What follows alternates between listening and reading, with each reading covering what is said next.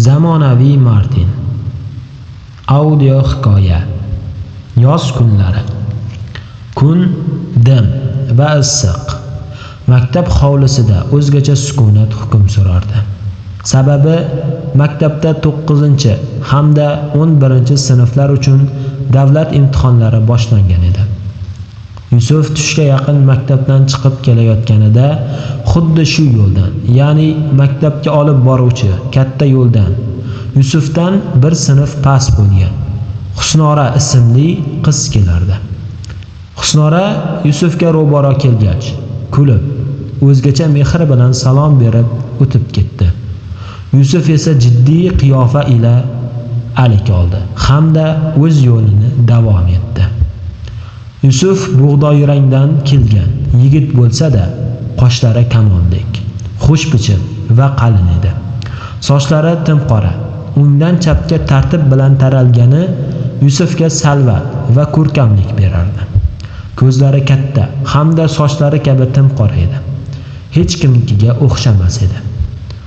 U uyining darvozasini sekinlik bilan ochdi va ichkariga kirgach, xuddi shunday yopib qo'ydi. Tush mahal. Onasi ayvonda ip va igna bilan ko'rpachalarning yirtilgan joylarini sabr bilan tikib o'tirardi. Yusuf onasiga "Assalomu alaykum ona, nimalar bilan bandsiz?" deya kulib salom berdi va onasining yoniga ohistalik bilan o'tirdi. Onasi esa "Va alaykum assalom Yusufim, imtihonlar qalay bo'ldi?" deya o'g'lining yelkasiga qo'lini qo'yib, terlagan peshonasidan jirkanmasdan o'pib qo'ydi. Yusuf onasiga "Imtihon bo'lmadi ona" deya qarab kuldi. Onasi "Nimaga, tinchlikmi o'g'lim? Yiqildingmi?" deya xavotir ola boshladi. Yusuf esa ohistalik va samimiylik bilan "Onajonim, meni rus tilidan yil davomida juda yaxshi o'qiganim sababli rus tili imtihonidan ozod qilishdi" deya muloyimlik bilan tabassum qildi. Onasi "Ey onaginang o'lgilsin-a, mana bor ekansan-ku, shuni ertaroq aytmaysanmi? O'zi gapni shundan boshlamaysanmi? Men qo'rqib ketibman, imtihondan yiqildingmi deb." "Yo'q onam, xavotir olmang. O'g'lingizda sizning duoyingiz bor", dedi Yusuf va onasini mahkam quchoqlab qo'ydi.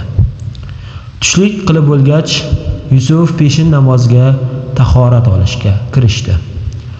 U xayolida peshinni o'qigach, Qur'ondan qolgan bir porani o'qib, ikkinchi xatmini yakunlash hamda Hidoyaning 1-jildidan 30 varaq o'qishni niyat qilgandi. Ma'lumot o'rnida Hidoya kitobi Burxoniddin Marg'inoniyning fiqhiy asari bo'lib, Yusuf bu asarni sevib mutolaa qilar va muhim joylarida tafakkur qilardi. Mana, asr namozining vaqti ham kirdi. Yusuf masjiddan asrni o'qib qaytayotgan edi.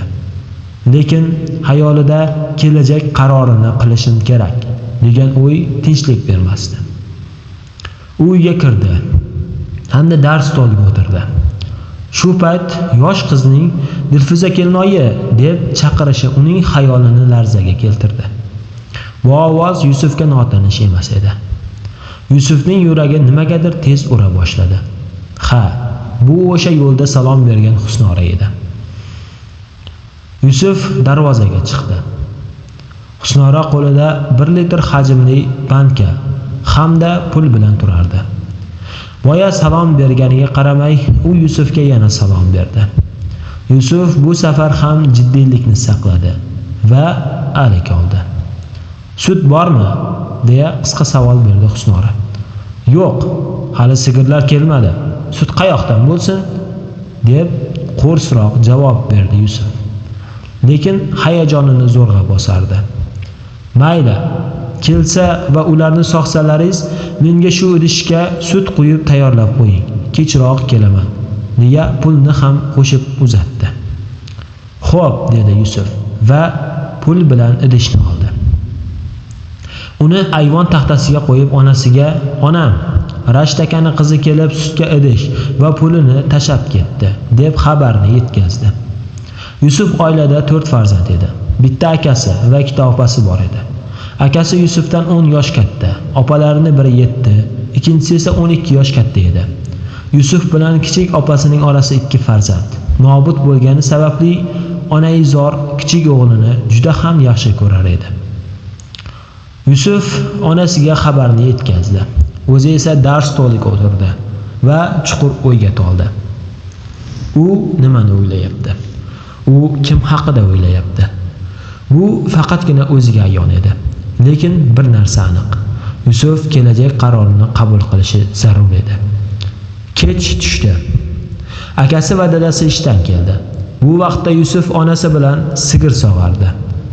Aniqrog'i, Yusuf buzoqlarni bog'lab berib yordamlashardi. Sigirni esa onasi sog'ardi. Xufton namozidan qaytayotib Yusuf chuqur o'y bilan ovora edi. O'ylab uyi yoniga kelib qolganini ham bilmadi. To'xtab, "Bas, bugun kelajak qarorni qilaman" degan so'zni ovoz chiqarib, jahlamuz tarzda o'ziga o'zi takrorladi va uyga kirdi. Sutlarni muzlatgichga joylashtirgach, akasi unga "Yusuf, ertaga kunba ishga chiqasan. Kiyimlaringni hozirdan tayyorlab qo'y" dedi.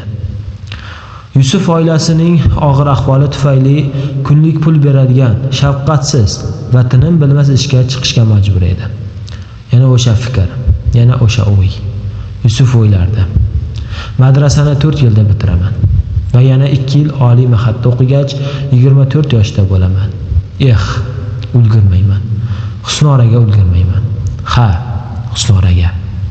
U Husnoraga oshiq bo'lib qolganini va bir oy tursa ham, o'tirsa ham faqat u xayolida bo'lganini va rus tili imtihonidan bir kun avval tan olgan edi. U endi nima qiladi? Yusuf yaxshilab o'ylay boshladi. U mendan 2 yosh kichik. Madrasa yo'li bo'lmaydi. Oldinda akam bor. Oilaviy sharoitim yaxshi emas. Husnoraning oilasi esa o'ziga ancha to'q. Aniqrog'i boy oila. Menga samaraliroq yo'l kerak. U birdan xayol og'ishida dars stoliga boshini qo'ygancha ko'zlarini yumdi va shu holatda taxminan 5 minutlar turdi. Birdan ko'zlari to'lin oy kabi porlab, "Matematika" deb baqirib yuborganini bilmay qoldi. Ha, u o'ziga o'zi gapira boshladi. Universitet 4 yil. 3-kursdan maktabga ishga kira olaman. Pul yig'aman, o'zimni tiklayman. Akam ham uylanadi. Hammasi juda oddiy. Hammasi. U shunchalar xursand ediki, shodlikdan ko'zlari porlab, raqsga tushirib yuboray deb turardi. Ammo xayoliga yana bir narsa keldi. Husnora. U oilasida yakka qiz. Uni 2 akasidan avval uzatishadi. Ammo u meni tanlasa, hammasi joyida. O'zingni bos. U rozi bo'ladi. Chunki u ham nimagadir Yusuf shu yerda to'xtab qoldi. Bomdod tongi va salqin havo. Yusuf bomdodni o'qidi. Hamda akasi kecha aytgan ishga otlandi. Ish uzoqda bo'lgani sababli ertaroq yo'lga chiqishi kerak edi. Uni oq rangli Damas rusumidagi mashina olib ketardi. Mashinaga 7 kishi va haydovchi bilan 8 odam sig'ishib ishga yo'l oldi. Xufton mahal. Itlarning xurishi uzoq-uzoqlardan aniq eshitilar. Chigirtkalarning tinimsiz chirillashi o'zgacha muhit hosil qilardi. Yusuf ishdan qaytayotgan edi. Juda charchagan. Ammo pulga o'zgacha maqsad bilan qarardi. Dushanba tongi. Bomdoddan so'ng har doimgidek Yusuf mollarni sog'ilgach dalaga haydayapti. Mollar hammasi bo'lib 10 ta edi. Ammo bu mollarni Yusufning oilasi uyi qurilishiga yig'ayotgan edi. Chunki uylar akasi uylanishi uchun juda eskilik qilardi. Yusuf onasidan iltimos qilib kechagi pulning bir qismini oldi. Hamda kitob do'konidan matematikani noldan boshlab, yaxshilab mustaqil o'rgansa bo'ladigan Samarqand matematika to'plami va 96 varaqli umumiy daftar sotib oldi. Shu bilan birga ruchka ham oldi. Mana maqsad aniq. Hammasi ayon. U bor kuchini sarflaydi, ishlaydi hamda o'qiydi. So'ng esa Husnoraga uylanib baxtli yashaydi. Sevgi ko'p hollarda insonga baxtsizlik va tushkunlik olib keladi. Ammo muhabbat insonni harakatga va intilishga safarbar qiladigan juda katta kuchdir. Yusuf yozgi ta'tilga chiqdi va har kuni ishlay boshladi. Ammo matematika to'xtab qolgani yo'q. U ishdan xuftondan keyin kelardi. Sababi yo'l uzoq. Ish esa sal kechroq tugardi. Lekin Yusuf o'ziga o'zi daraxt qanchalar osmonga chiqqisi kelsa, shuncha tomirini jahannamga botirishi kerak deya takrorlardi. Har kuni tungi soat 12 gacha misol ishlardi. Ammo bu o'ziga yoqqani sababli charchamasdi. Xuddi har bir misol yechimi Yusufni Husnoraga bir qadam yaqinlashtirardi. Shu zaylda 3 oy yoz fasli o'tdi. Sentabr oyi ham keldi. Yusuf 2-xatmini tugatib, 3-xatmni boshlagan edi. Ammo matematikadan Alloh eshiklarni ocha boshladi. Maktabda Yusufga Sayyora opa degan ustoz dars berardi. Juda bilimli, kuchli va juda aqlli ayol edi. Yusuf unga maqsadini ochiq-oydin aytdi. Ustoz, men ham siz kabi matematikadan o'qituvchi bo'lmoqchiman. Xuddi siz kabi jamiyatni tarbiyalamoqchiman. Nima sohada o'qigansiz? Hamda qaysi fanlar meni unga yetaklaydi? Sayyora opa hammasini batafsil Yusufga bajonidil tushuntirdi. Chunki Sayyora opa juda ham xursand edi. Yusuf ustozdan matematikadan to'garak ochib berishini so'radi. Ammo ustozi hozir vaqti yo'qligini, keyingi yil ochishini aytdi. Yusuf esa unda kechikishini yaxshi bilardi. Yana o'sha dars to'la. Yusuf o'ylanardi.